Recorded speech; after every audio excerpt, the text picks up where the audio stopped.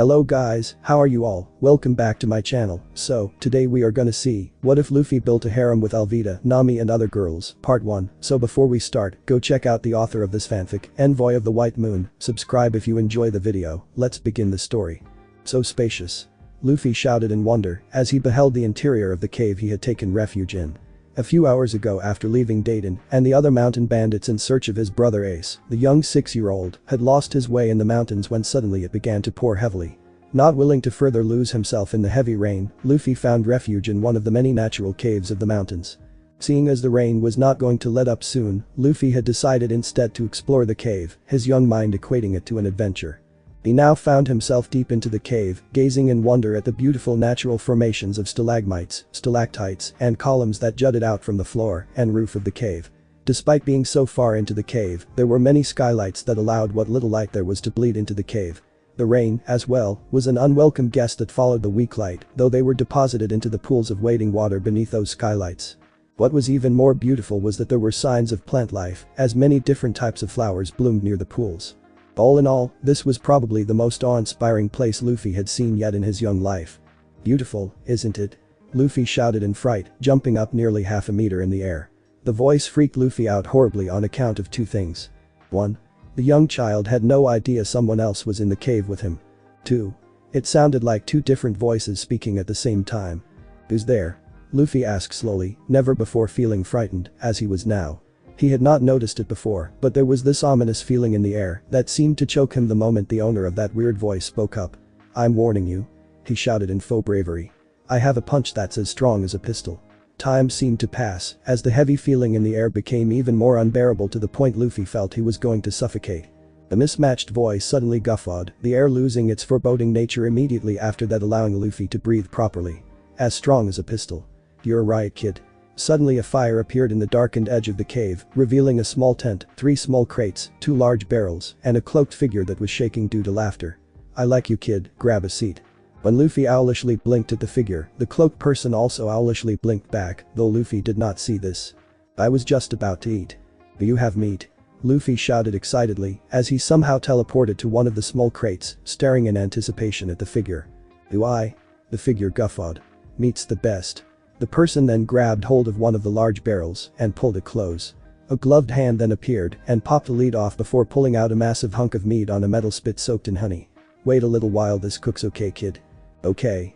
The young body acquiesced immediately, staring at the hunk of meat as it slowly rotated on a spit over the fire. "My name's Monkey D. Luffy, by the way. Future Pirate King." The straw hat wearing boy introduced himself with exuberance, sticking out his hand too, as gesture of greeting. "My name is Envoy of Luffy." The figure replied, its voice finally settling on that of a male. "One of the 13 guardians of Arcadia." "Guardian?" Luffy asked with a tilt of his head. "What's that? Is it something you can eat?" "Eat?" The guardian now adopted a thinking pose. "Well, I mean all living things are edible, so technically. But I mean, you wouldn't eat yourself, would you?" Luffy shook his head in response. "You're still meat though, so is every other person." "I'm made of meat," Luffy shouted as he looked down at himself in shock. "Well yeah. Didn't you know that?" "No." The young boy shouted as tears fell down his face and a snot dribble appeared. He was then slapped back and forth to snap him out of it. "Ow. What was that for?" "Feel better?" "Pinda," Luffy muttered with puffed out cheeks. "Anyway," Envoy waved off as he reached up and removed the hood of his cloak, revealing a rather young looking face with a cross-shaped scar over his left eye and crescent moon-shaped scar on the right side of his lips. "A guardian is technically what you would call a god." "You're a god?" Luffy shouted with stars in his eyes. "That is so cool. Can you show me some cool tricks? I usually get babbling morons groveling at my feet for their impetuousness or impassive people not caring that they're talking to a person that can reduce them to ashes with a stray thought," Envoy told Luffy with a smirk as he gazed at the young boy with his right brown eye. "It's nice having youthful innocence to talk to, even though that phrase makes me want to wash my mouth with soup." A soap bar then materialized from thin air and was roughly shoved in his mouth back and forth. "That is so cool," Luffy shouted, clapping his hands in excitement. Envoy spat the offending soap bar out, which suddenly transformed into a mikan. "Do more," Luffy demanded, loving the neat tricks this god was showing him. Envoy hummed a merry tune, the notes actually appearing in air before applying themselves to a sheet of music paper, while peeling the mikan, revealing a skinless apple on the inside. The uninterrupted peeled skin turned into a snake that hissed viciously before the apple was promptly shoved into its face, knocking the snake out, swirls appearing over its eyes, and tiny apples dancing around its head. "You're so cool." The future Pirate King exclaimed with stars in his eyes once more. "I am, aren't I?" the god boasted, as his nose appeared to lengthen before the boy's very eyes. He smirked at the boy before turning to tend to the meat on the spit. "So tell me about yourself, Luffy. Why do you want to be the Pirate King, let alone a pirate?" he asked over his shoulder. "Because the man I idolize was a pirate and he was awesome and taught me so much," the straw hat and touting young boy told him with a grin. "And I promised him that I would become an even better pirate than him, that I would find One Piece and become Pirate King." "Well, I'd say you're on the right track. You have the middle initial D and Roger's old hat," the god pointed out as he wiped his sweaty forehead and slicked his short black hair along with it. Luffy immediately pulled off the straw hat and looked at it in awe. Shanks had the Pirate King's hat. He shouted with glee. "Yep."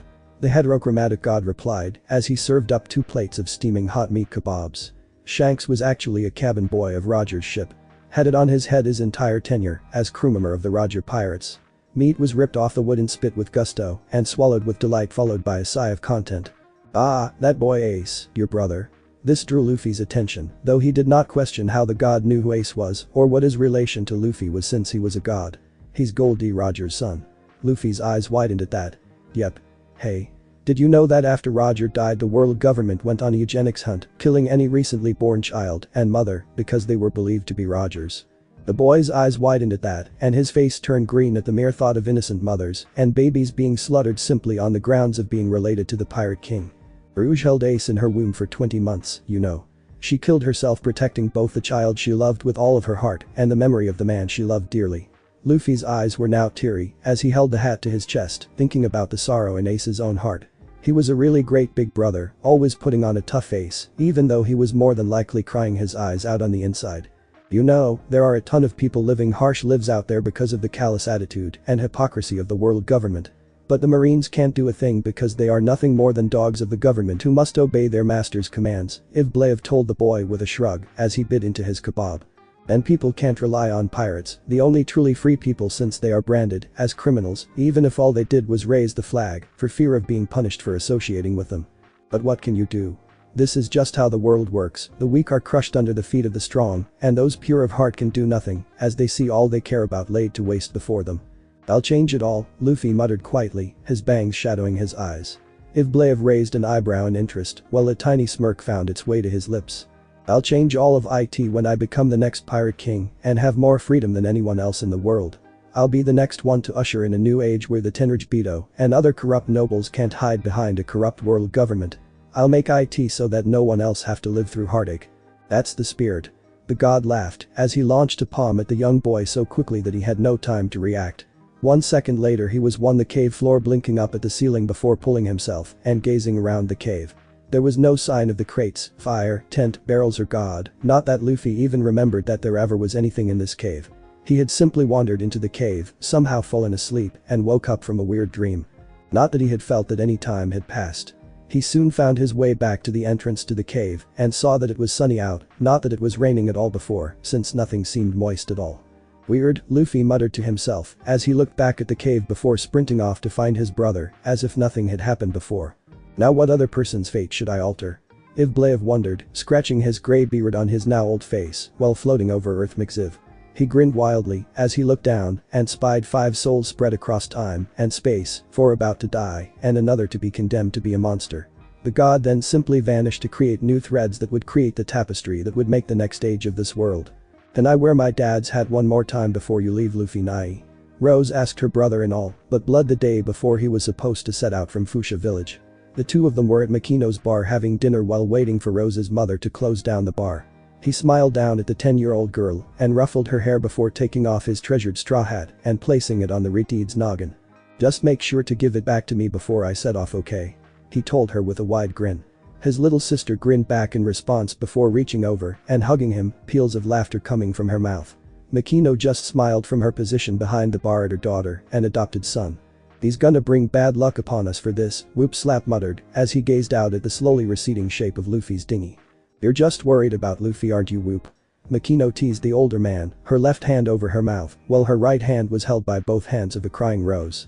I don't know what you're talking about, the mayor muttered before turning around and slowly making his way back to Makino's bar. They'll be fine, Makino. The green-haired mother smiled at the strawberry blonde-haired older woman beside her. Both he and Ace will just be fine. Is that a mother's intuition, Rouge? Something like that, Porteous de Rouge answered mysteriously with a smile before scooping up Rose and tickling her belly, a happy look on her face. How's it going, Kobe-chan? A young pink-haired boy looked over his shoulder at his traveling companion and shrugged at her. His friend was a rather beautiful 32-year-old brunette with a rather stunning figure and some revealing clothing.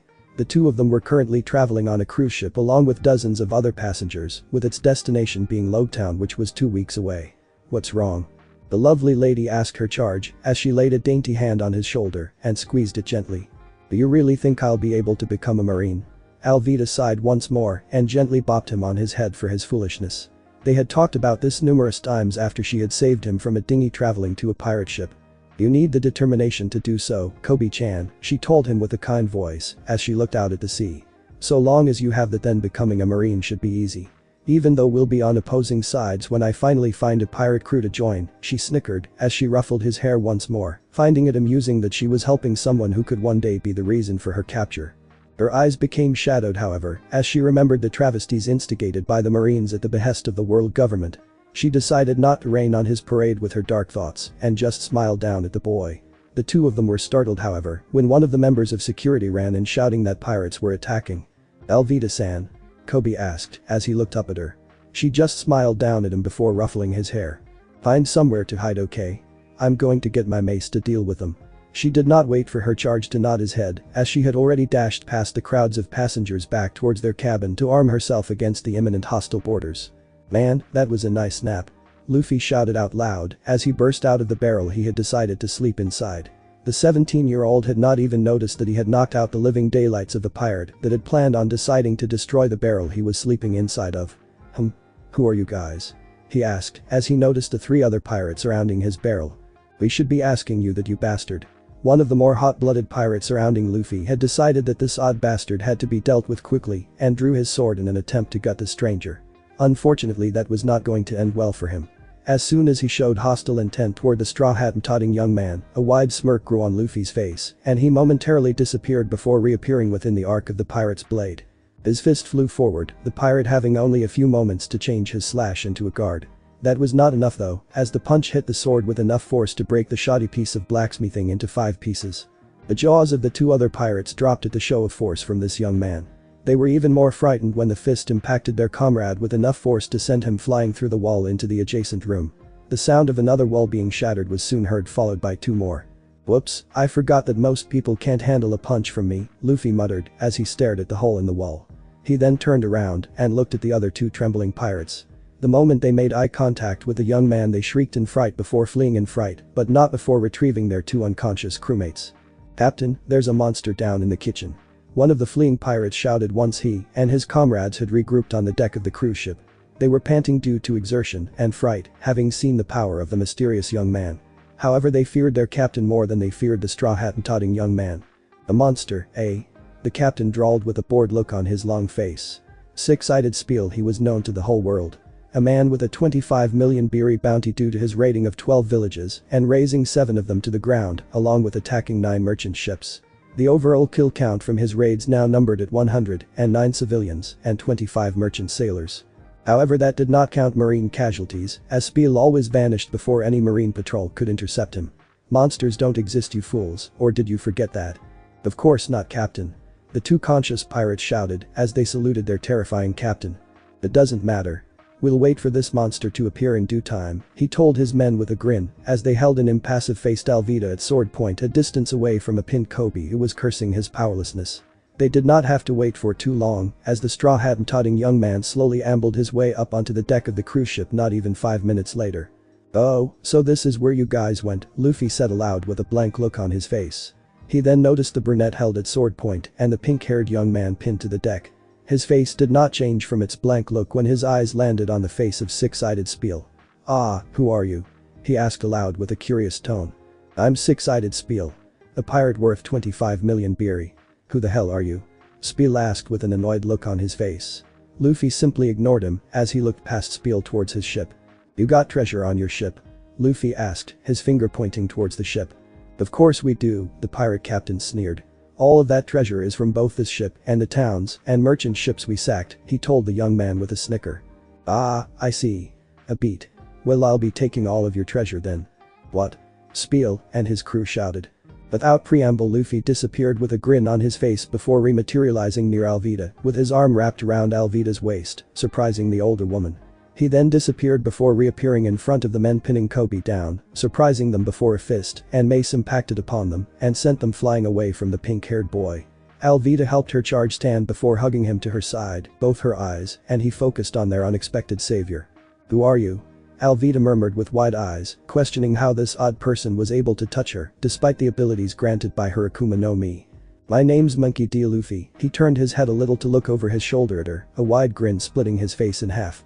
I'm going to be the man that's going to find One Piece and become the next pirate king. Silence followed his declaration before Spiel's entire crew and himself burst into raucous laughter. You?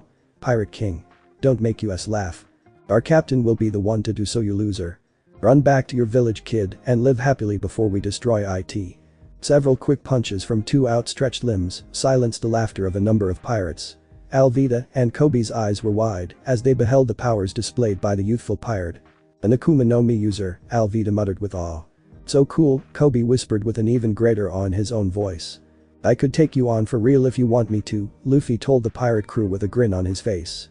His eyes slowly surveyed the men standing before him. A gunshot rang out, stunning Alvida and Kobe as they saw Luffy recoil in surprise, most likely indicating that he was the target of the pistol.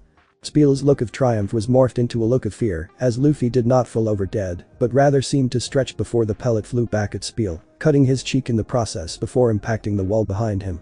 Guns and most physical attacks don't work on me, the young pirate explained as he suddenly extended his neck up a good 2 meters, effectively freaking out everyone who was looking in on the situation.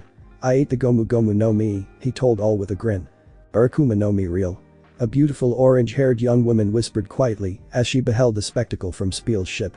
She currently had a massive burlap sack full of treasure beside her and was dressed in a striped white and blue shirt and black shorts. This thief was a former passenger of the SS Ferry Bound, was waiting for any pirate crew to attack so that she could rob them blind in return and escape with their treasure so that she could collect enough beery. It was all for the cause of saving her village and Belmere. Do you get him? Spiel shouted as he drew his sword. Kill that bastard. Once more their fear of their captain overrode their fear of the rubber man before them and they charged recklessly at him, knowing they stood little chance against this youthful pirate. Luffy just grinned in excitement before jumping into the fray, his arms punching all who came close enough, while his legs kicked anyone stupid enough to think they could get the drop on him. He was not even relying on his powers, seeing as he did not expand his limbs or even dodge in a way no human could possibly hope to achieve. Alvida just watched on with interest, swatting away any morons attempting to harm her charge.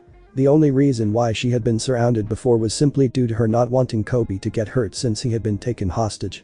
But now that he was safe behind her, she could let loose on these fools. Captain. One of the pirates still standing shouted in fright after 5 minutes of battling with Alvida and Luffy. What do we do? He's too strong. A gunshot once more rang out, followed by the fearful pirate falling over dead from a gunshot wound to the heart. The battle screeched to a halt once the pirate died at the hands of his captain. Kill him. Anyone who retreats even a single step will be shot on the spot. Spiel shouted, spittle flying from his mouth. You just did that? Luffy asked quietly, his voice carrying across the deck due to the silence that had fallen. Unbeknownst to them all, Nami, the orange-haired thief, was listening in action, wondering why a pirate would care if another pirate, and a captain at that, executed his own comrade. Your men place their faith and trust in you, and you pay them back by sending them to fight someone that easily outmatches them, and then execute them if they want to live. You're one to talk, Monkey D. Luffy, Spiel sneered as he pointed his sword at the pirate. You were enjoying beating my men like it was some game. Aren't you just as bloodthirsty as any other pirate? I like fighting, Luffy agreed. But that doesn't mean I'm gonna kill my opponents. But captains are supposed to lead their men and always look out for them, not use them as shields to save his own ass. Pirate captains like that are the ones that annoy me to no end the most. He then disappeared before reappearing in front of Spiel and sent a punch at him that sent the pirate flying so hard that he became a speck in the sky. All eyes were on the fading Spiel save for 3 sets of eyes. Luffy, Alvida and Nami had spotted the 3 marine cruiser-class patrol ships and watched as smoke blooms appeared across the 3 ships. It's the Marines. We're saved. Kobe shouted in delight, believing they were in good hands. He was proven wrong when two cannonballs shattered the mast near him and Alvida, causing it to topple over onto them. Kobe covered his head, hoping to shield himself while gripping onto his guardian's cloak as tightly as he could. Alvida's eyes narrowed as she prepared to swing her mace, intending to destroy the massive piece of timber, but her eyes widened instead when she felt a hand wrap around her waist and pull her along onto the pirate boat, since the marine cruisers were currently interested in firing on the cruise ship. "Do you have room for any more?" Luffy shouted when he spotted a pretty girl with orange hair loading a dinghy with several bags. He landed in the dinghy without permission, a grin on his face, while Alvida and Kobe appeared shocked. "Eh?" she shouted along with Alvida and Kobe. Those shouts turned into screams when a cannonball impacted near the dinghy pulleys, having penetrated straight through the cruise ship into the pirate ship, causing the dinghy to rapidly fall towards the water. Kobe, Luffy and Nami were able to maintain their balance on the dinghy, however Alvida had somehow slipped from Luffy's grip. Time seemed to slow down as Alvida plummeted to the waters below them. "Alvida-san," Kobe shouted while his hand reached out to her despite the distance between them. The time around them soon resumed as Alvida splashed into the water and quickly began to sink. "Alvida-san." Before Nami could even dive into the water to save the woman brought along by this strange man, said strange man leapt overboard into the water himself. "What the hell is that idiot doing? He's an Akuma no Mi ability user. He'll drown." She shouted to no one in particular, more likely due to her own shock. That shock soon turned into surprise when Luffy soon burst out of the water with Alvida over his shoulder, a cocky grin on his face. He then landed on the dinghy and laid the older woman on the bench. "Come on, we're still getting fired at," he told Nami with a grin on his face, not even realizing what he did was an impossible feat, while at the same time making light of the situation that he had mentioned they currently found themselves in. "Get us out of here and I'll revive her." "Alright," Nami shouted in shock as she unfurled the sails and allowed the dinghy to be carried by the fierce winds that had suddenly appeared along with a storm. "I'm Monkey D. Luffy." The young man introduced himself once he had revived Alvida and all four of them were a safe distance away. "Future Pirate King." "Pleasure," the pretty girl muttered. "It's Nami by the way, the best navigator you'll find in the entire world," she boasted, pointing a thumb at herself while a grin appeared on her face. "I also hate pirates," she added as an afterthought. "Alvida, pirate in waiting," the older woman replied, seeing as they were all introducing themselves while she slowly sat up. "Kobe-chan, who?" "Ah, that would be me," Luffy interrupted while sticking his hand in the air. "But you're an Akuma no Mi ability user," the beauty gasped with wide eyes. "You should have sunk like me the moment you tried to dive in after me." "You know, I thought Shanks was pulling my leg about me not being able to swim anymore," the young pirate mused suddenly, shocking the three other occupants as he had name dropped on the Yonko like nothing. "I actually believed him since I couldn't really swim before I had eaten the Gomu Gomu no Mi. But a year or so later I found out that I could learn to swim, so I learned since a pirate's life is on the seas." He laughed heartily though, "Guess I'm an exception though." Shishy. "And my name's Kobe," the pink-haired, glasses-wearing young man who introduced himself last. I want to be a marine and bring criminals to justice for their crimes." "So that means you'll be turning me in?" Luffy asked while he tilted his head to the side in curiosity. "And no. You're a nice person, Luffy-san. You saved me and Alvida-san.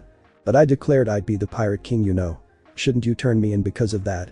"Just because you say that doesn't mean you're a bad person," Kobe shouted in defiance. "Alvida-san wants to be a pirate, but she's helping me accomplish my dream of becoming a marine. She's not a bad person." He pouted when Alvida, giggling all the while, ruffled his hair like a child. "Oh. You said you're a navigator, right?" Luffy exclaimed, leaning close towards Nami's face, causing her face to go red due to the closeness. "Could you join my crew?" he asked excitedly. "I already told you I hate pirates," she shouted, roughly shoving his face away. "Why would I join you?" "So you won't join me?" "No means no, Luffy." "Please, Nami." Luffy whined aloud for the 15th time that day. Alvida simply chuckled behind her hand, amused at the antics of the two younger people, while Kobe shook his head, wondering when Luffy would get the hint. "Luffy, will you shut up? I told you already that I don't like pirates." Nami shouted back at the raven-haired young man, her face red due both to her own fury and embarrassment at the number of times Luffy had invaded her personal space. "But you said you like me," Luffy complained, as he once more invaded the navigator's personal space for the third time that day, grasping her hands in his own.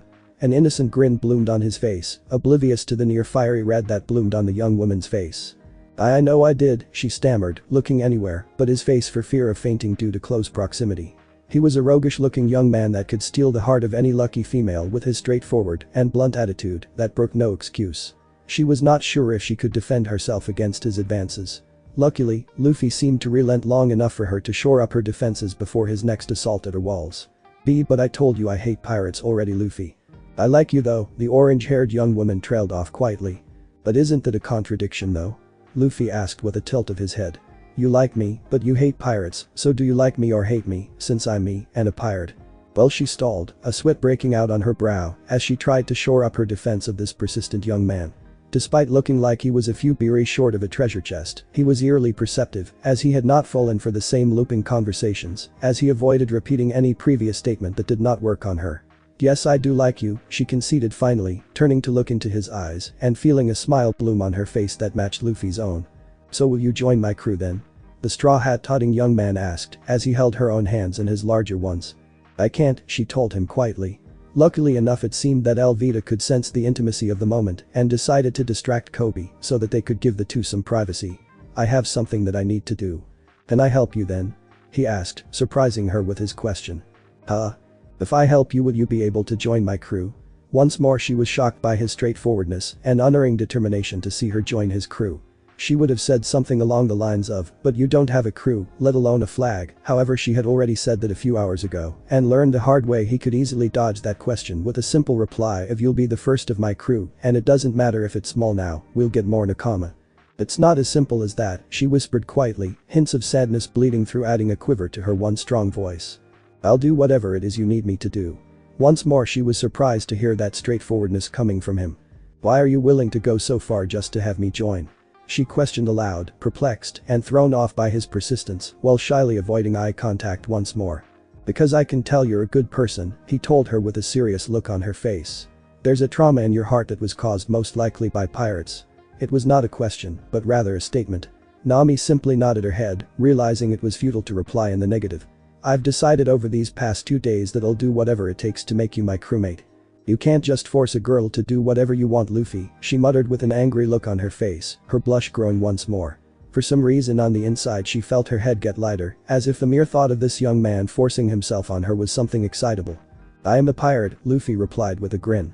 But I'd never do that to you, he quickly added before Nami could go on another spiel about hating pirates. I'll do whatever it takes to win your favor, Nami, just to prove that I'm not like other pirates. Okay, she whispered as she looked into his eyes once more. She yelped in surprise when Luffy hugged her to himself and began to celebrate the joining of his first crewmate. Said first crewmate laughed along with him, his exuberance infectious. An hour later the dinghy the four of them had sailed upon was moored at the port of an island with a marine base. Waypoint Island, located in the Itsuba Island region, was called such due to the fact that the island was one of the biggest trading ports in all of the East Blue besides Lowtown itself, which was the largest city of East Blue. The town on the island was called Shellstown despite being a city. After Nami had paid for the docking fee, the four of them were currently making their way down the main road towards the towering marine garrison barracks. While Luffy was interrogating Kobe on strong people that he could recruit, the name Murano Zoro popped up. To say that the reaction from the civilians of Waypoint Island was one of fear would be an understatement. Did you just say Murano Zoro? A female voice spoke up from behind the group of four. Nami and Alvida parted so that Luffy and Kobe could get a better look at the owner of the voice. Ah, my name's Kuina, a blue-haired woman carrying a katana at her side introduced herself. I'm Zoro-kun's friend. Nice to meet you. I'm Luffy. The straw hat-toting young man introduced himself with a grin. He then laid a hand on Kobe's head and ruffled his hair. This is Kobe, a future marine.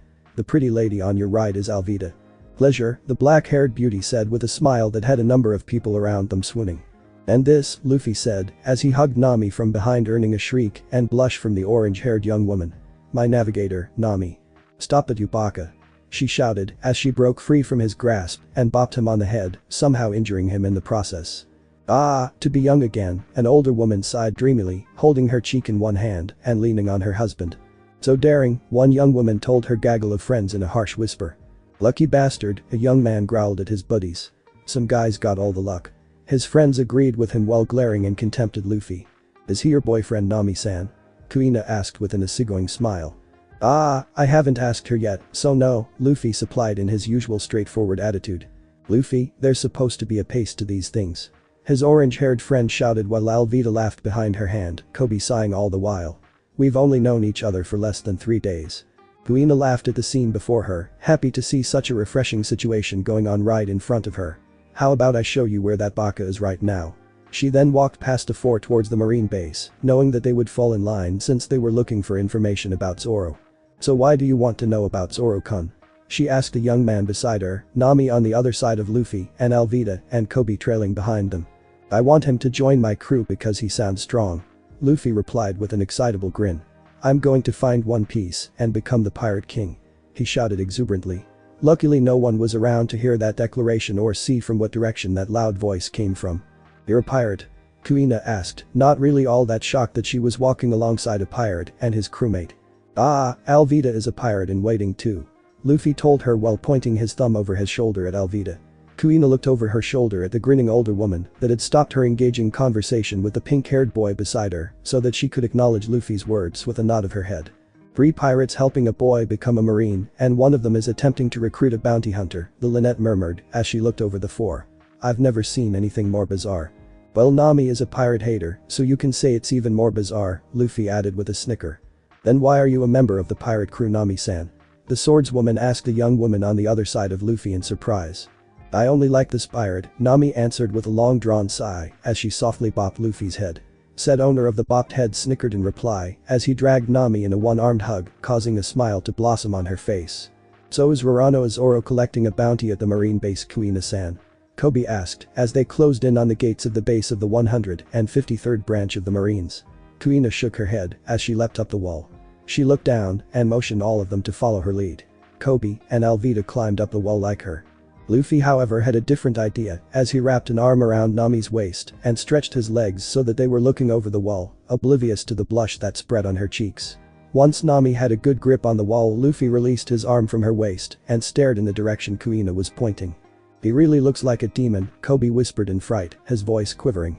Indeed, the form of a tied-up human to a cross, ropes binding him, and that shadowed look over his eyes gave Roronoa Zoro the image of a demon, at least to denizens of the East Blue. In any other of the 4 seas he would have been seen as nothing more than a punk. "What's up, Nami?" Luffy asked as he noticed that Nami's eyes were roaming over the marine base. "That base has a map of the Grand Line that I need," she answered simply. "I need that so that I can amass 1 million beery." Luffy nodded, waiting for any instructions from his navigator.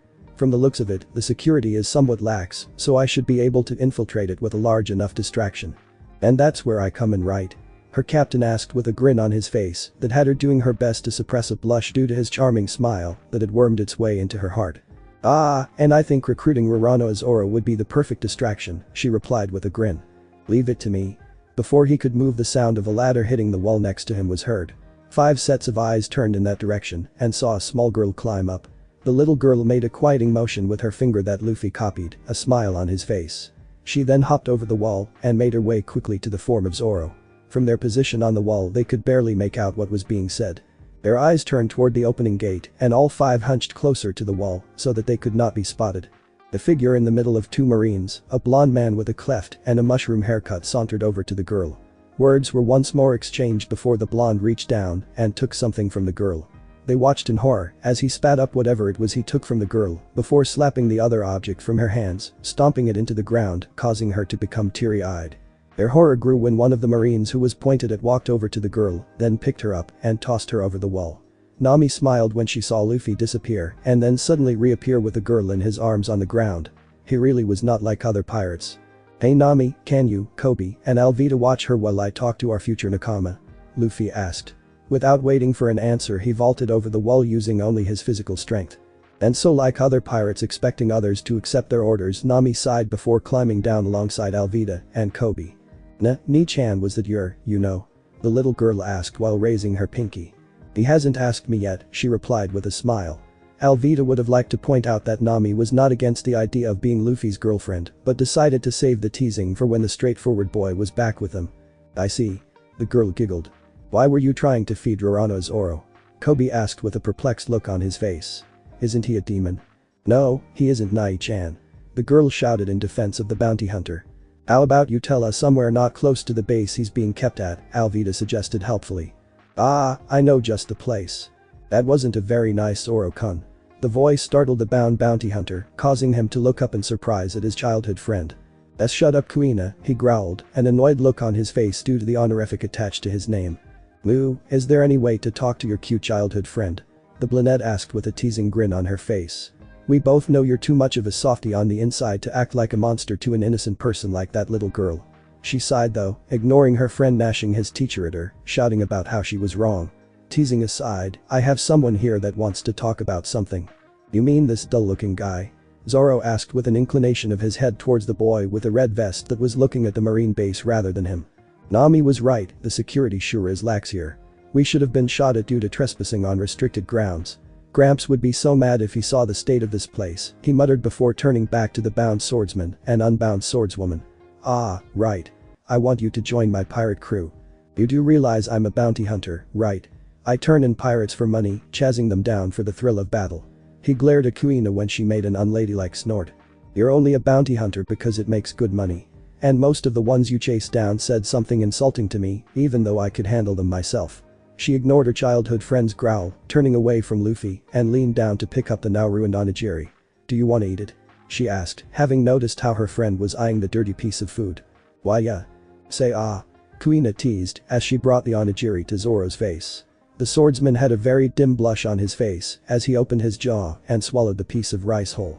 Hey, Kuina, tell Rika that I ate it all okay. The brunette nodded before stepping back allowing Luffy to speak his piece. I heard you were strong, so I want you to join my crew and I won't take no for an answer. I refuse, Zoro grunted. And I refuse your refusal, Luffy huffed, crossing your arms. You're already on the bad side of the law anyway, so why would becoming a pirate change any of that? Because tomorrow I become a free man, the bound swordsman explained with a smirk.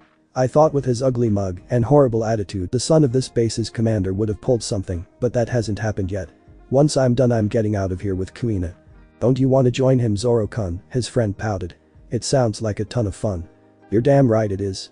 I already told you I refuse. Are the children of Marines even allowed to abuse their parents' authority? Nami asked the little girl who introduced herself as Rika. Scratch that, are Marines even allowed to abuse their powers like that? Unfortunately so is Nami. The eyes of Nami, Alvida, Kobe and Rika turned to see the forms of Luffy and Kuina taking a seat at their table. Zoro said he ate all of it and it was delicious Rika-chan, Kuina told the little grin with a smile. I'm glad, Rika replied with a smile of her own. The corruption of the world government spread far and wide, Luffy began again. There aren't enough good Marines to police the others and the strong ones are too preoccupied with absolute justice. He spat the term with contempt. It's so bad that one of my sworn brothers was killed because his dinghy sailed right in front of the galleon of one of the Tenryubito. It's so horrific that an entire slum town was burned down to the ground along with a majority of its inhabitants, simply to please Tenryubito. The angry look on his face was soon replaced by a blank look as he leaned back in his seat, staring up into the air. It's because of reasons like that I told my Gramps I could no longer be a Marine like he wanted me to, while cementing my dream of becoming a pirate. I realized I could do more if I'm not bound to the rules of the government, choosing moral justice over absolute justice, as a pirate. Luffy, Nami murmured. I'm glad I met a pirate like you. Maybe I can do this. That's why Kobe, Luffy leaned back up and stared at the Pinkett. I don't want you just aiming to be a Marine. I want you to become Fleet Admiral of the Marines. His declaration shocked everyone in the room, but none more so than Kobe himself. That way when I become the Pirate King and you become Fleet Admiral we can change the world together for the better.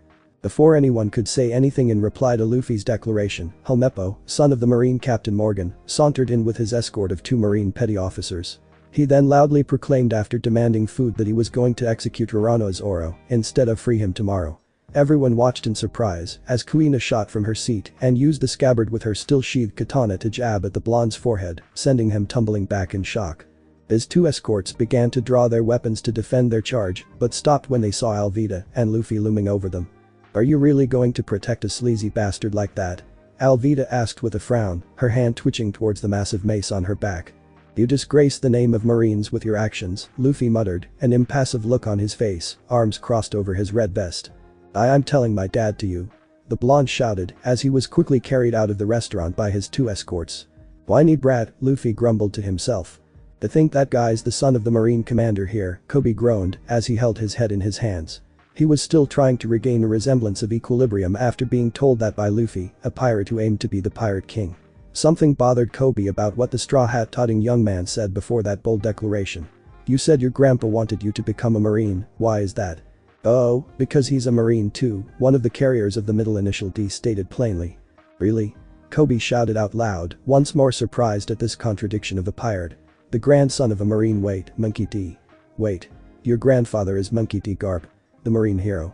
That had everyone exclaiming in shock and staring at Luffy with wide eyes and dropped jaws.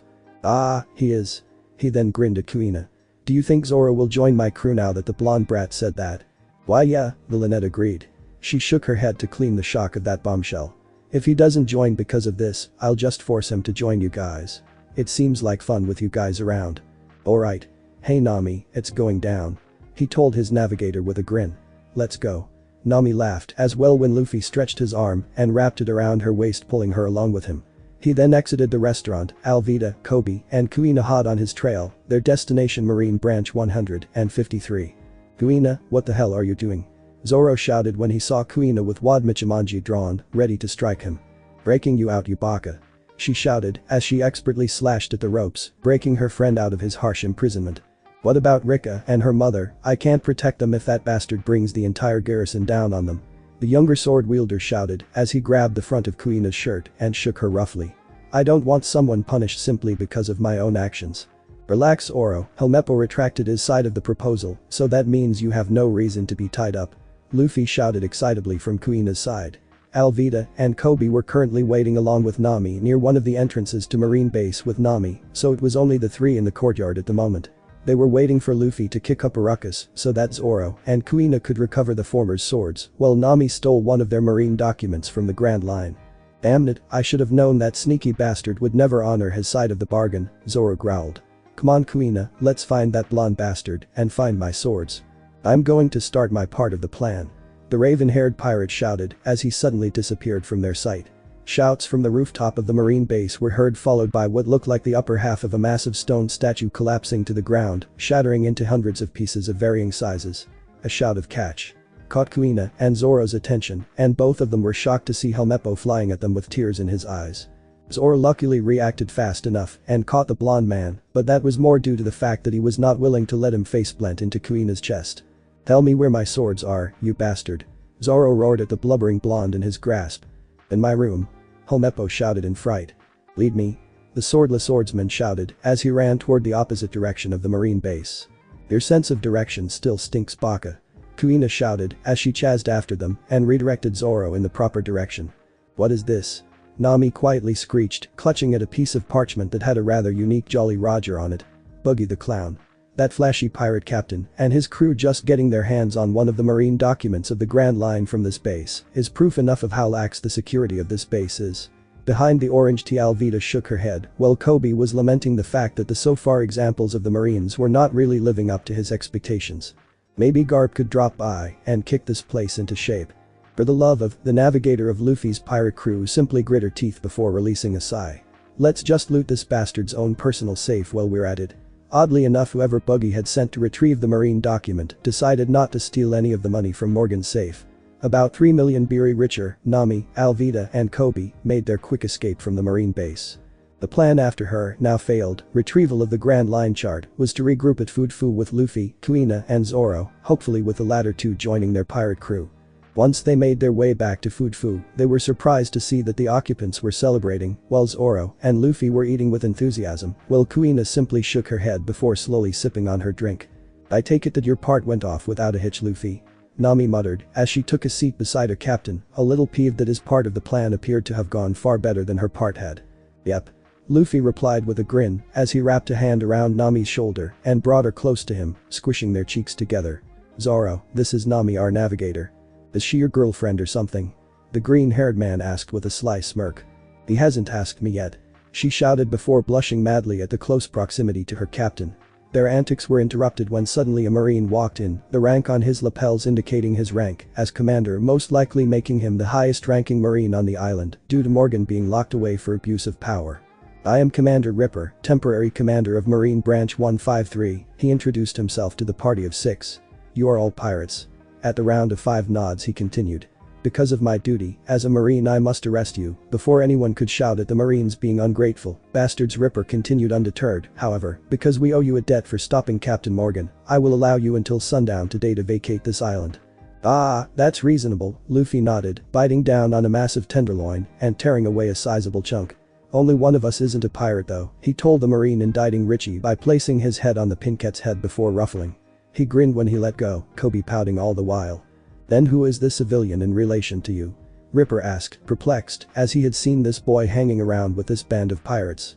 He's just a kid I saved from pirates, Alvida supplied helpfully, placing her hand on the Pinket's hair and ruffling it as well. His dream actually is to become a marine and rise to the rank of fleet admiral. The first part was his dream, while the second part was Luffy's amendment to his dream. Ah, is that so? The marine coughed, trying his best not to be dazzled by Alvida. Only those who were happily married seemed to notice that only Luffy was one of the few unaffected, as his attention was given 100% to the orange tea sitting beside him. But you're a pirate. Should your first instinct be to stop a future enemy? He's got a good heart, so I can't really fault him for his dreams, she smiled down at Kobe, getting a shy blush from the young boy. One of the Marines, a petty officer 3rd class from the looks of it, warned Ripper of pirates placing spies in the ranks of Marines. That is something that normal pirates would do, Ripper agreed. However, these pirates are not normal at all, as they stopped a corrupt Marine captain. Even if their aim was simply to bolster their forces, they have acted civilly to the civilian population. So I do not believe that they would do such a thing. Commander. I will shoulder any consequences from this action, the commanding officer interrupted once more. You. What is your name? Kobe, Commander Ripper, sir. Kobe shouted as he snapped off a sloppy salute, having jumped to his feet when he was addressed. The journey to becoming a marine from here is one that is not for all. Are you sure you have the determination to do so? It's always been my dream to become a marine, sir. I will even place my life on the life to see my dream through. The Pinket shouted with a strong conviction in his voice. We'll see about that. Ripper shouted back, a grin spreading across his face, a matching one spreading across a now crying Kobe. Ah, you guys are going to report to Marineford, right? Luffy asked Ripper, referring to the seat of power where Marine headquarters, the island seated near the middle of the entire world, was located. Ah, yes, that is correct. Could I contact someone there? And who might that be? Ripper asked with narrowed eyes, not liking how a pirate wanted to contact someone at Marine headquarters. You're contacting your grandfather, Garp? Their newest recruit shouted in surprise. That got a strong reaction out of the small group of Marines. Surprise rang out from them, as they could not believe the fist was related to such a pirate.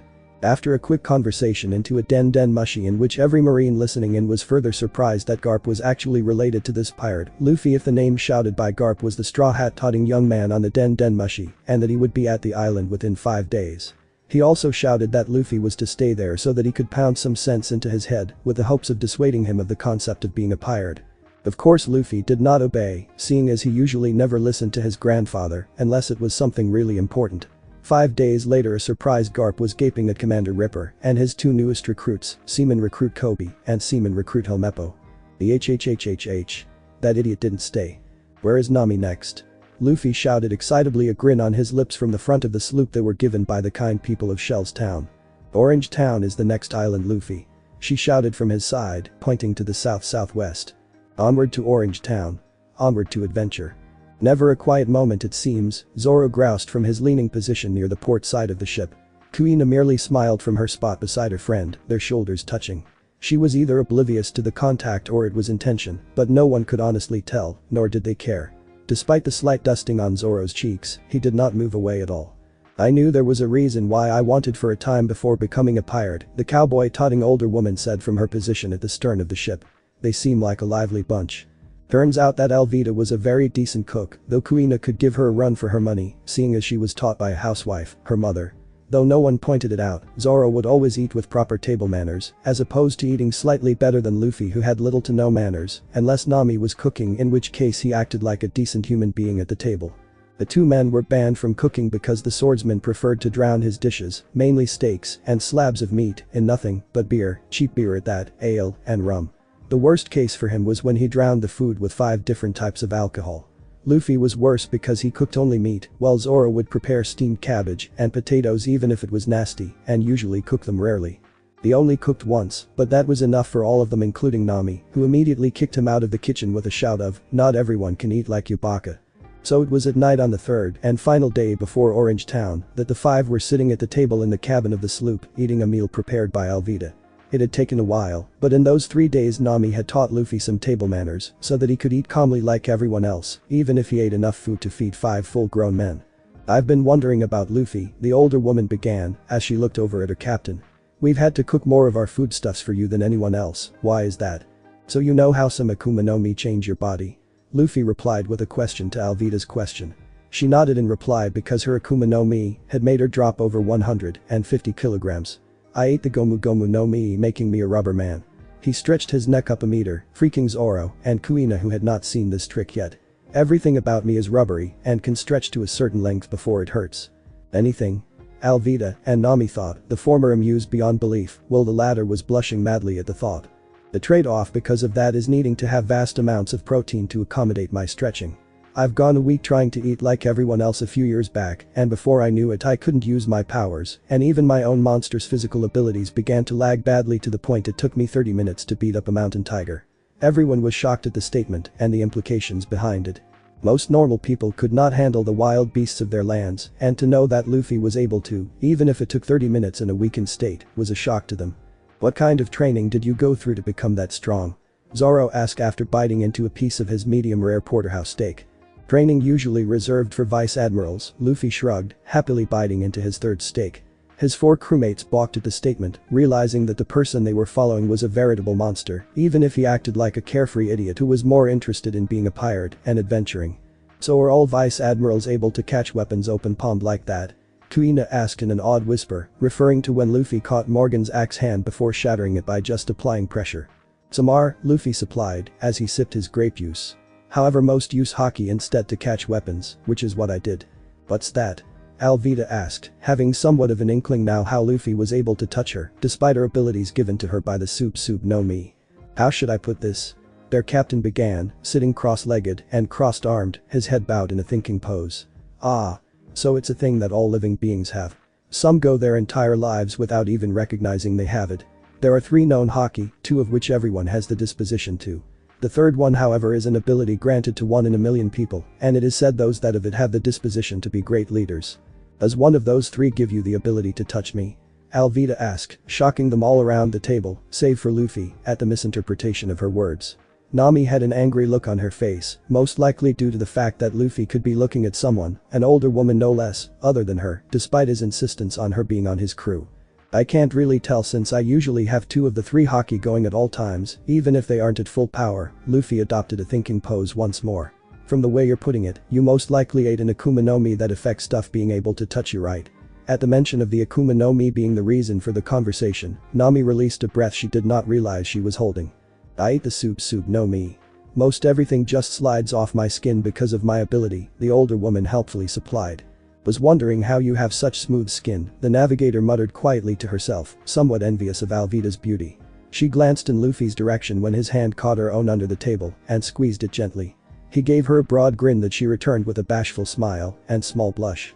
Then that would be Bosom Shoku no Haki, Luffy began, his eyes returning to the group around the table. It allows the user to pretty much project their willpower into any part of their body, acting as armor that can negate the effects of Akuma no Mi. Hearing this shocked the 5 other seated pirates, as this was news to them. Vice admirals could use something to fight Akuma no Mi ability users, and everyone could one day train themselves to do so. You can saturate any part of your body, or even your whole body with it, and create a natural armor that most weapons can't penetrate. It does turn those body parts black though. As an example, he lifted his free hand which turned black. You can even project before your own attacks like an invisible force. This sounds unbelievable, Zoro muttered aloud with wide eyes, Kuina agreeing alongside him. You can even imbue weapons with Bosom Shoku no Haki and cut Loja users. Ah, people who ate an Akuma no Mi that turns them into natural elements like ice, fire, lightning, lava, smoke, and such. Kuina and her childhood friend looked over at their swords in the corner with wide eyes, the implications of heightening their kenjutsu to new heights, causing them to feel excited. Ah, the other haki I have going on passively is called Kenban Shoku no Haki. This one is like extra sensory perception if it makes it simple. However, if you train it right you can even feel surface emotions and surface thoughts. Nami's head snapped in Luffy's direction, eyes wide with rage and an angry look blooming on her face, having realized that was how Luffy was able to read her so easily. It was an invasion of privacy of her own mind. Luffy looked at her calmly, a sad smile on his face and a kind yet apologetic look in his eyes. He squeezed her hand once more, doing his best to calm her growing fury. I'm going outside, she started without preamble a few moments later, standing up with Luffy's hand in her own. If anyone was shocked by their held hands, no one said anything due to the tense atmosphere that had fallen. Luffy looked up at her, squeezing her hand once more. She looked down at him with a sad smile before slipping her hand out his own and making her way out of the cabin. I need to give her some time to mull this over, Luffy whispered when he felt everyone looking at him expectantly. I'll know when she wants me to talk to her. Anyway, he began with a small shake of his head. The last haki is called Ham Shoku no Haki. Only few in the entire world wield this power. Like I said before, it is said those who have this have the disposition of a leader, or king, as the name suggests. You literally use your own willpower to overpower your foe's own. He decided to hold off showing them since he turned his head towards the door that Nami had passed through a few moments ago. Without even turning his head to look at them because he could tell them to go to her, he made his way out of the cabin toward where she was at the front of their ship. Was it all a lie? Nami asked aloud, looking toward the band of stars hanging in the night sky. I stopped using it the moment I felt the pain in your heart the moment we met, Luffy replied, as he stood at her side, looking up at the stars, as well. Nami turned her head a little to look at him out of the corner, before turning her attention back to the stars. I was taught that it's not nice to look into a maiden's heart by my gramps. Chivalry? She guessed. Compassion, empathy, and understanding is more like it, he replied with a smile, as he turned his head to look at Nami. His face adopted a serious look when his eyes caught her own. None of it was a lie. I don't use people, you least of all. But you just used Kenban Shoku no Haki to read my surface thoughts, she whispered quietly, as wrapped her arms around herself protectively. Nami's eyes widened in surprise when she was wrapped in his embrace, his exposed abs and pecs brushing up against her clothed body. A shiver ran down her spine, and she felt a warm pool in her cheeks and down at her core. I want you to be here with me on my crew as my navigator, but if it hurts you too much to be here, then you can leave. I won't force you to do something you don't want to do. Nami's eyes grew wet with tears as she released her arms and threw her hands around Luffy. She did not care that he was reading her surface thoughts, as she was beginning to realize he was far too kind-hearted to take advantage of her heart. Love for this goofy, yet serious, kind, compassionate, and easygoing pirate was welling in her heart. Luffy, she whispered tearfully. Luffy, help me, please. Her captain said nothing as he held her flush to his own body, rubbing her back in an effort to calm her down. When he felt her stop shaking, he had to fight this urge to kiss her lips when she looked up at him like that. All he did was nuzzle his face in her neck, Nami doing the same thing. He then pulled them down to sit on the deck and rubbed her back up and down until she fell asleep in his lap. Luffy's own eyes closed a minute later. Where is everyone? Luffy asked aloud as he and his crewmates disembarked from their merged sloop. They were currently leaving the northwestern port of Orange Town and making their way through the town. The problem they saw was that there were no signs of life despite the number of merged ships. They could tell that the inhabitants of this town had to leave in a hurry due to the fact they could see some bags of food and clothes scattered around them. What settled the assumption that a pirate raid had occurred were the number of destroyed homes and graffiti signs of a unique clown like Jolly Roger. Buggy the clown was here, Nami stated, as she suddenly formed a bow staff from 3 separate lengths and gripped them in her hands. Kuina drew her wad Michimanji, while Zoro drew his 2 unnamed swords after placing Sea Kaiwa in his mouth. Alvida's mace was in her hands ready to beat down anyone attempting to harm her nakama. Luffy meanwhile had closed his eyes, spreading his senses out far and wide on the island to see where everything was at the moment. His eyes flew open when felt a small life force, the size of a small pet, fighting against the life force of an animal on par with a tiger's. He had felt the defiance coming from the animal and could not help but sympathize with it. Everyone. This way. Luffy shouted as he ran quickly enough that he could get to the animal in time, while at the same time allowing his nakama to follow him properly without losing their way. They ran past this old man on the way who was armed with a spear and barrel armor who shouted after them. The aforementioned old man soon chased after them, wondering what they were doing running through his town. His answer was the young man with the straw hat shoulder checking a line of things into a group of 10 Buggy the clown pirates. I won't let you touch this store. It's his precious treasure. I won't let you lay another hand on it. Luffy shouted, standing in between the lion with his downed rider and the store. On the ground was Chaochu, the pet of the late pet store owner Hawker, bloodied and yipping in pain. Boodle could not believe his eyes as he beheld this odd young man who seemingly appeared out of nowhere and defended a dog of all things. Who are you guys? Boodle asked as he fell to his knees. Nami turned back to the older man while Alvida and Zoro jumped into the fray with Luffy and proceeded to beat the living snot out Moji, his pet Richie, and the Buggy pirates. She and Kuina had decided to stay back and apply first aid to the injured dog. We're pirates, Nami said as she applied some antiseptic to Chaochu's wounds, shocking Boodle with both her words and actions, the former because one of them was protecting something sentimental, while the latter because she was a pirate treating an unknown animal's wounds. But he trailed off when he saw Luffy send the lion and his rider flying nearly 2 kilometers into the air. Why would pirates defend this shop and this dog? You gain nothing from doing this. I don't have anything to pay you back with. We don't need payment for something we did on a whim, Luffy told him, as he, Zoro, and Alvida made their way back to the 3 humans and 1 dog. Besides, just because I'm a pirate doesn't mean I'm not human and have a heart. Why you said that you won't let his treasure be touched anymore, Boodle said, referring to Chowchu and the pet store. How did you know that? Our captain is strong like that, Zoro said, as he sat down on the steps to the pet store. He can feel the emotions that come from people and their surface thoughts if he wants to. We may be pirates, but we're almost anything but that. They were all interrupted when the line of buildings on the opposite side of the pet store were blown away all at once. Every single one of them had shocked looks on their faces save for Boodle, who had an enraged look across his face. The old man jumped up and shouted how he could no longer stand for Buggy the clown, destroying his precious town at his own leisure. "Na, Oyaji," Luffy began, his hand clamped firmly on Boodle's shoulder, stopping him from doing anything hasty. "You dying for this town will do nothing for the people who will need to rely on you when Buggy is gone. But I can't just sit here and do nothing," Boodle shouted as he threw off Luffy's hand and round on the young man, a determined look on his face. That determined look was broken when he saw the hard look in Luffy's eyes. "We'll deal with Buggy since we have business with him," Nami explained from behind Luffy. "It's just an added bonus that by defeating him we'll be saving your town." Luffy just smirked at the roundabout way Nami explained what they would be doing. Just like a pirate beating another pirate without thinking about the consequences, Boodle sighed, realizing that these pirates were also looking out for him, his village, and its citizens, even if they would not admit it. He sat down beside a now patched up Chowchu and watched as the group of 5 pirates made their way toward Drinker's Pub, the place where Buggy was currently using as his base of operations. "Oh, Buggy, you big-nosed moron. Get your ass out here." A number of Buggy's men spat rum out of their mouths when they heard that loud declaration coming from over the edge of the roof they were on. Buggy stormed past him with Kabaji by his side, a look of utter contempt on the former's face. "Who's got a big nose, you flashy moron?" Buggy shouted from atop the Drinker's Pub, looking down upon a young man with an open red vest and straw hat and what looked like 2 sword wielders, one male and the other female. Shanks was right. Talk about his nose and he freaks out. The one in the middle was then bashed upside the head by his 2 comrades who shouted at him to not provoke the enemy. "I knew that straw hat looked familiar. Using information only known between even former Nakama is dirty." Buggy shouted at the young man down below. "Buggy, even though you were Shank's friend once upon a time, I'm going to kick your ass so hard that you won't even be able to sit on air without hissing in pain," Luffy boasted as he held up a fist at Buggy in challenge. "Captain Buggy-sama," Kabaji said from the clown's side. "Allow me to deal with this trash." Buggy only nodded, allowing his chief of staff to vault over the railings, riding his unicycle.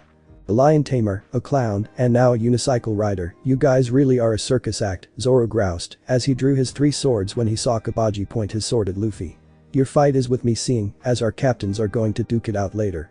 Remember to spread your senses out," Luffy reminded both Kuina and Zoro as he stepped back to give the latter room to fight his opponent.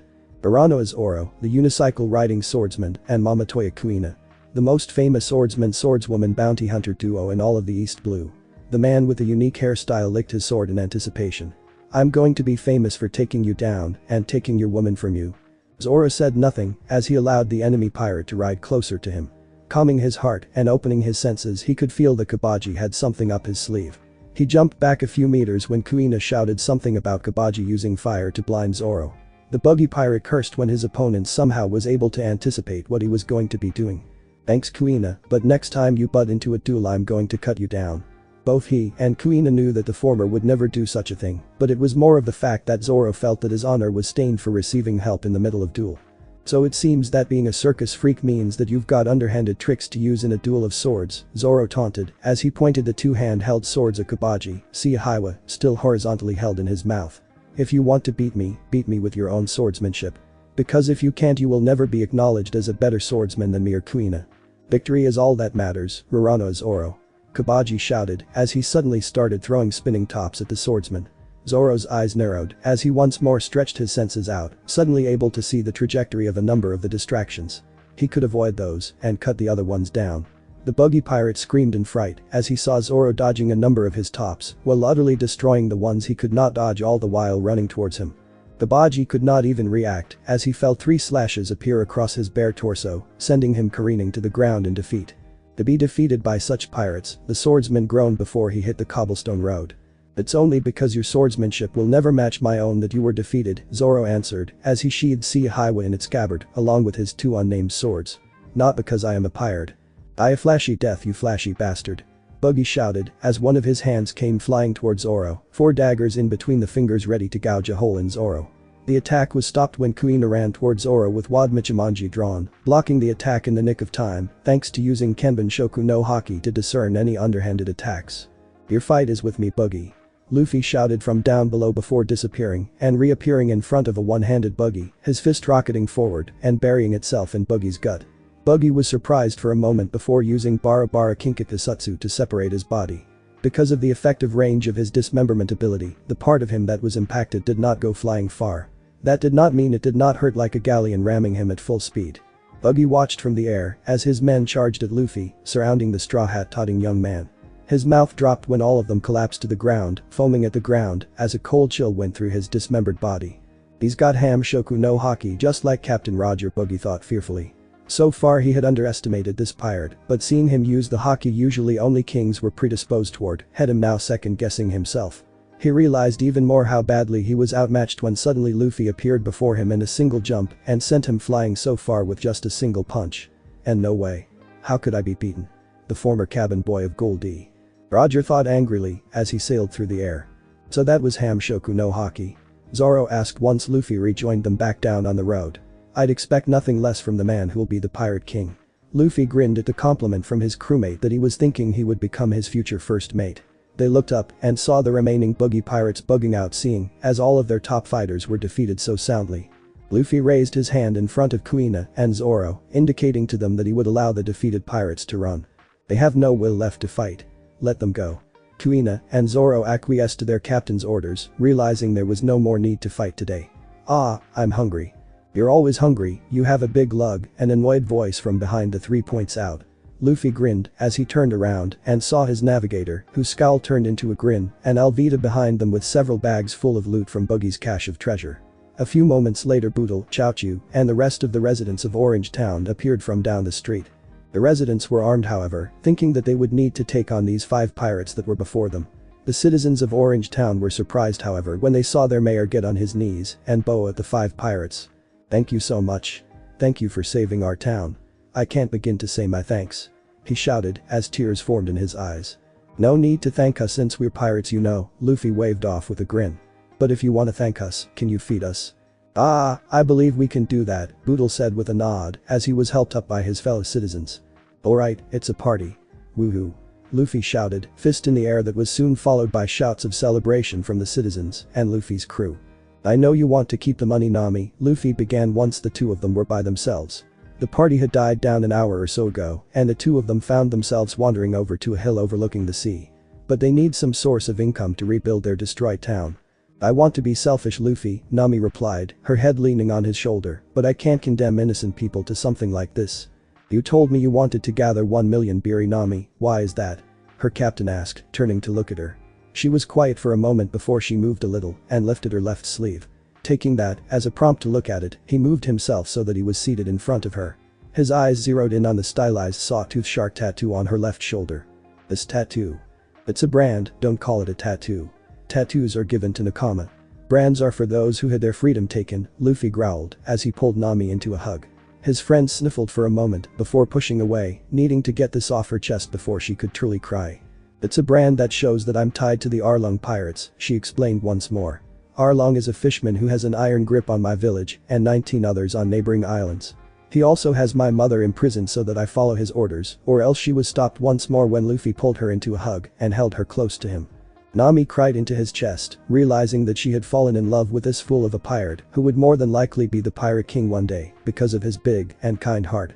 "Thank you, Luffy," she cried, fisting the back of his vest, her tears flowing even harder. Nami finally accepted that no matter what, Luffy would help her no matter what she told him about her past, because she had asked him to do so. It was there in the shade of a lone palm tree on a bluff that Alvida, Kuina, and Zoro found Luffy snoring lightly with Nami snuggled in his lap the following morning. They decided to let their captain and navigator have some more alone time before waking them up so that they could continue their journey to the Grand Line. An hour or so later the 5 of them disembarked from the port of Orange Town with the cries of farewell from the town's citizens. "Where to next, Nami?" Luffy asked once more from his position at the front of their sloop, which was now loaded with supplies, courtesy of the thankful residents of Orange Town. "Syrup Village on the Gecko Islands, Captain." she answered looking down at the sea chart in her hands, smiling all the while with Luffy's arm around her waist. Is she your girlfriend yet, damn it Kuina, what was that for? Alvida simply chuckled from her spot across from the swordsman-swordswoman duo, while Luffy and Nami ignored them, too busy discussing what they would need to do on the journey to Syrup Village. 2 days later a flotilla of marine frigates and 1 marine man-o-war lay off the waters of Orange Village. Boodle greeted the marines who had arrived at the port, one of them he learned was Vice Admiral Garp. He had then ushered them to the now repaired drinkers pub and offered all of the marines drinks on the house. You wouldn't happen to have seen a boy with a straw hat passing through? Garp asked as he took a swig from his whiskey. Helmeppo and Kobe were seated to his side, both of them patiently waiting for the commander to finish. Yeah, he was a pirate that saved our town from the Buggy pirates just a few days ago, Boodle answered, a flush on his face from the booze he had consumed. He and that pretty orange-haired girl were close now that I think about it. I think they make a nice couple. He laughed while taking another swig of his rum. My grandson is growing up. Garp exclaimed as he downed his entire cup of whiskey.